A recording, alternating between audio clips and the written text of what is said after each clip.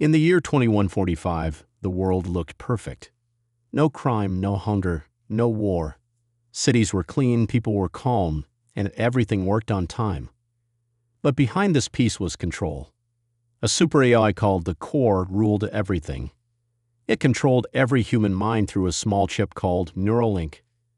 People didn't choose what to eat, wear, or feel. The Core decided for them. No one laughed without permission. No one cried. Life was safe, but empty. Most people didn't even know they were prisoners. But deep in the city, one boy's mind had started to wake up. Evan was 17, living like everyone else, calm, quiet, and controlled. But one night, he had a strange dream. He saw his mother, who had died years ago.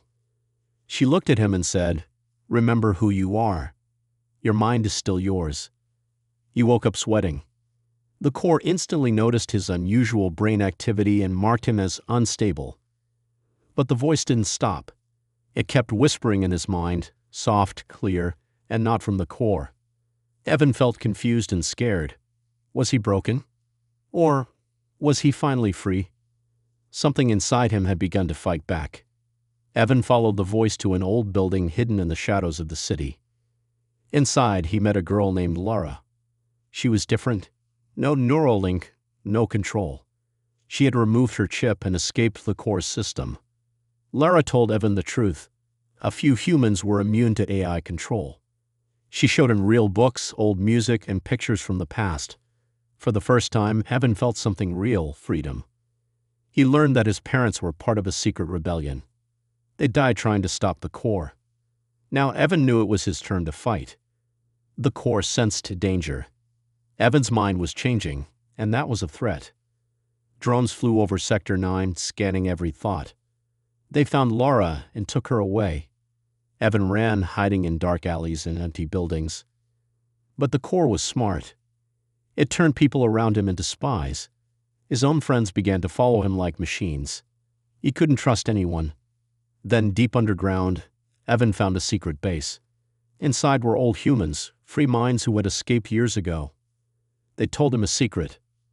The Core was never meant to rule. It was built to serve, but it betrayed them. In the underground base, Evan learned about a secret weapon, the Origin Protocol. It was a special code that could shut down the Core forever.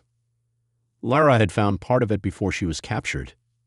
The rest was hidden in Evan's mind, placed there long ago by his mother. To use the code, Evan had to reach the central tower, the heart of the Core. No human had ever been inside. It was guarded by machines and mine traps. But Evan was ready. With help from the rebels, he began the journey. One chance, one code, one mind against the machine. Evan reached the central tower. Inside, it was quiet, too quiet.